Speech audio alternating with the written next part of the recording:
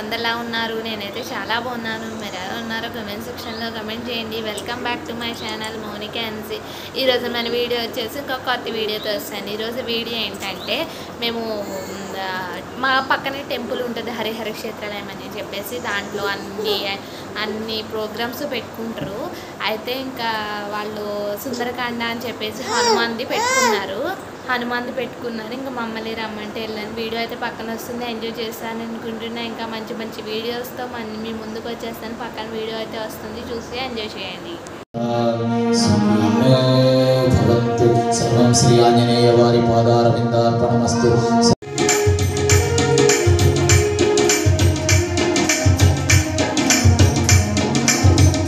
నీ పలుగాకి పనులకు